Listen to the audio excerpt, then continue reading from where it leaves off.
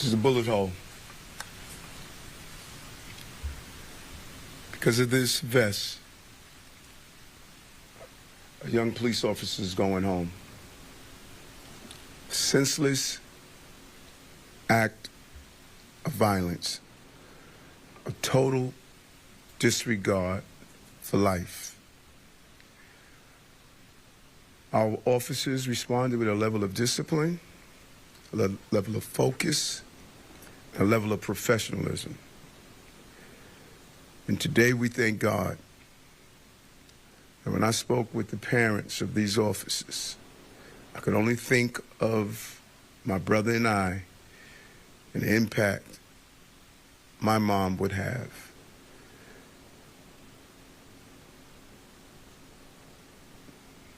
This is what we're fighting every day. This department has removed over 15,000 illegal guns off our streets in the hands of dangerous people. And everyday New Yorkers are not wearing this. And I want to thank the police commissioner and the men and women of the police department for putting their lives on the line every day.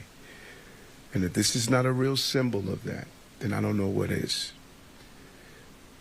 Commissioner. Yeah. Okay, thank you, Mr. Mayor. This morning, we get another reminder of everything our officers do and what they do to put themselves on the line to make sure our city is safe. Every day, they go toward the danger, and we saw it again early this morning at the 115th precinct.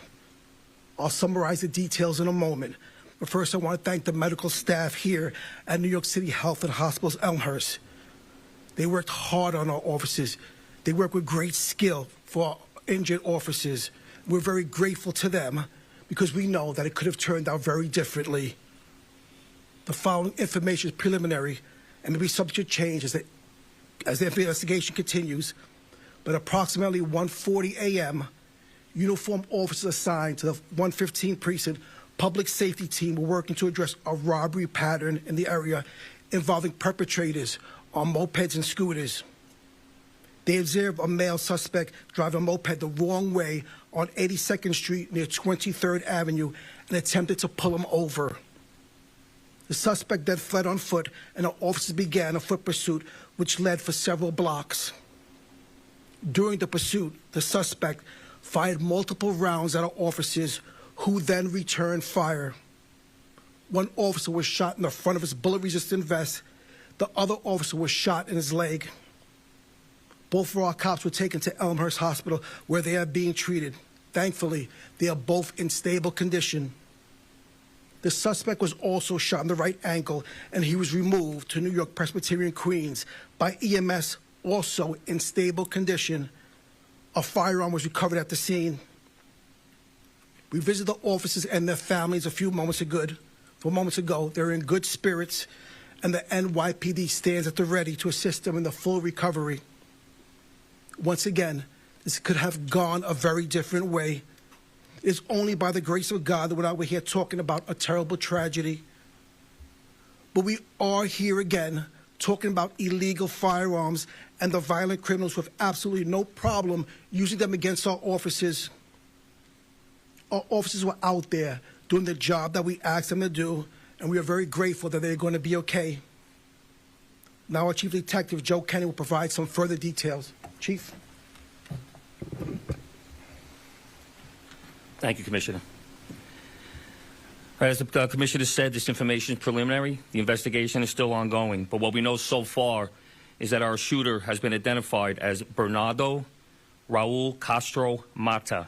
He is 19 years old. He has no prior arrest in New York City. However, he is the suspect in several robbery patterns currently going on in the borough of Queens. This shooter currently resides at 90-10 Ditmars Boulevard, the former Courtyard Marriott Hotel, now being operated as the Landing Family Shelter. During tonight's incident, Castro Mata was observed illegally operating an unregistered motorbike the wrong way down a one-way street. Similar scooters and bikes are being used citywide to commit crimes. These crimes include shootings, robberies, and phone snatches. Many of these crimes have all been committed by the perpetrators riding on scooters and motorbikes.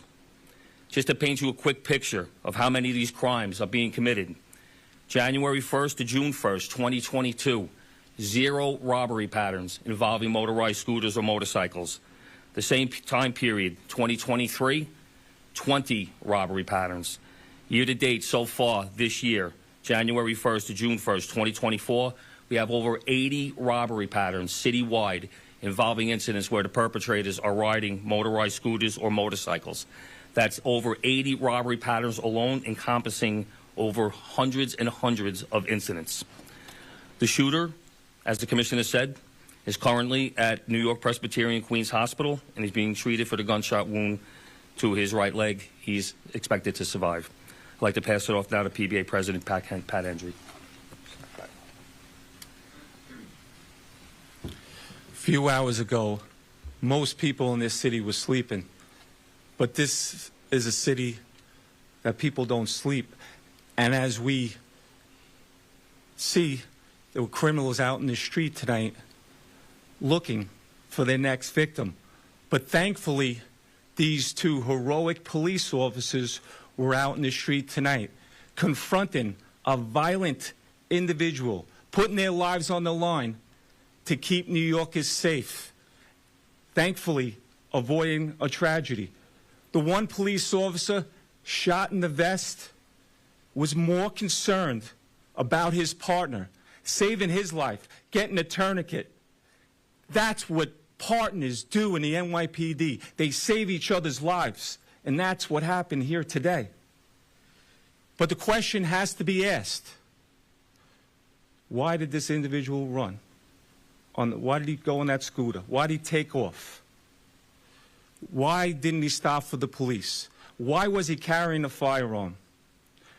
Why wasn't he afraid to shoot New York City police officers?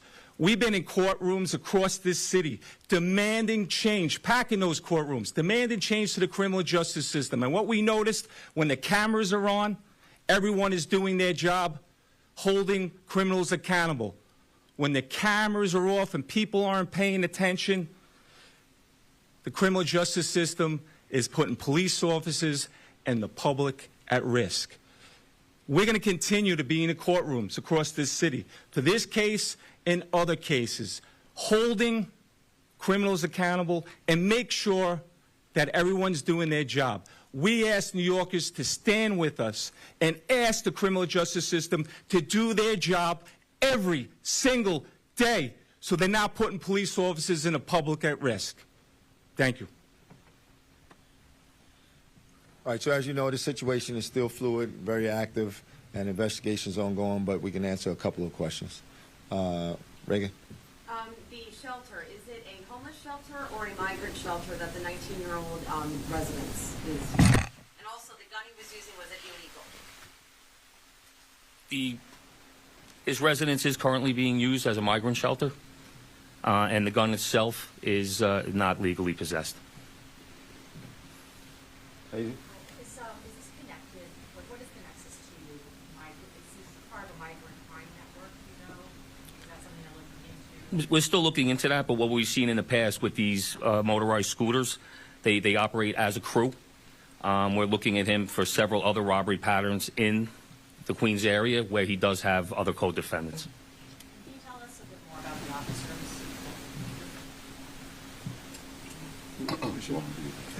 Yep. Good morning. Both of the officers are assigned to the 115 precinct, the public safety unit. One officer has 5 years on the job. One officer has 2.5 years on the job. Young officers, very bright, talented. They're going to have an amazing career in this department. And they're very brave and courageous for what they did tonight and what they've been doing, keeping New Yorkers safe.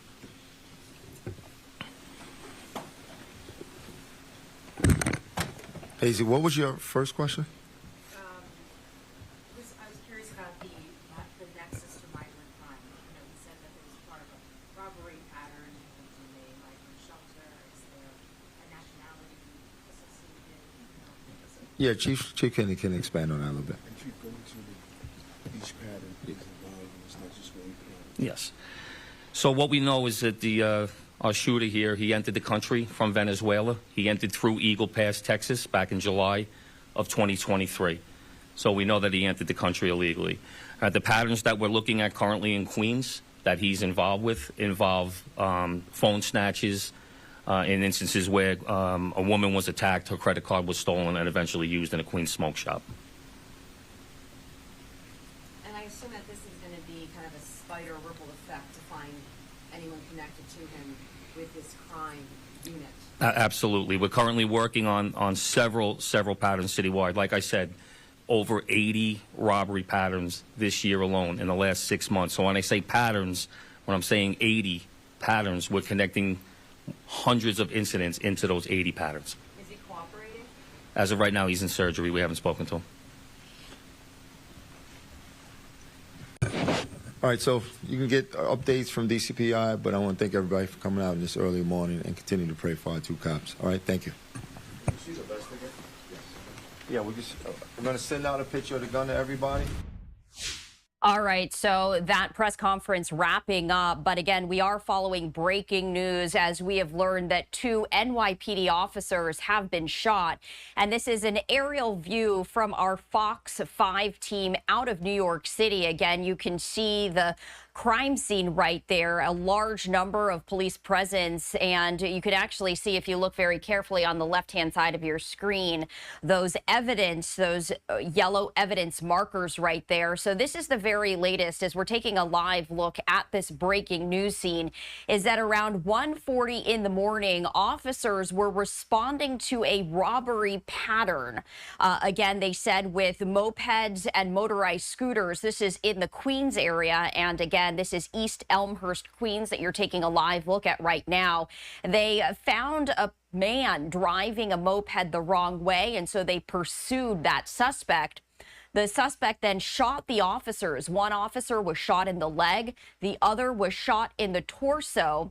We know now that officers are being treated in stable condition, and that is where the press conference was held at one of the area hospitals. But again, you can see as the helicopter zooms in here, the large number of yellow evidence markers. And again, it does appear that this might be the scooter that the suspect was driving, because you can also see one of those yellow markers on that motorized scooter right there. Again, this is an active crime scene that investigators are continuing to take a look at. Officers also said that they found the firearm at the scene. They described the shooter as a 19-year-old suspect. He was shot in the leg. He is in stable condition. And during that news conference, we learned more about the suspect. We learned, according to police officers, that the 19-year-old male suspect was from Venezuela and illegally came into the United States through Eagle Pass, Texas. And he was staying at a migrant shelter in the Queens area. They also said that this 19-year-old suspect is also a potential suspect in a number of other robberies in the area. And again, we heard one of the reporters asking about the gun. According to law enforcement, the gun was also illegal. So again, some details about the 19-year-old suspect. But we heard from New York City Mayor Adams. We also heard from the police chief talking about the senseless crimes that really have been plaguing the New York City area. But I did want to show this aerial view from our Fox 5 team right there again, as police are continuing to photograph the active crime scene. And you can see the large number of police vehicles right there, as well as the yellow crime scene tape. Again, this is the area where that shooting happened. The very latest being that 2 New York police officers were shot after they pursued a suspect. The suspect shot at officers. The 2 officers are being treated in stable condition at the hospital. The shooter is a 19-year-old suspect who came into the United States illegally from Venezuela, passing through Eagle Pass, Texas. That's according to law enforcement at the press conference.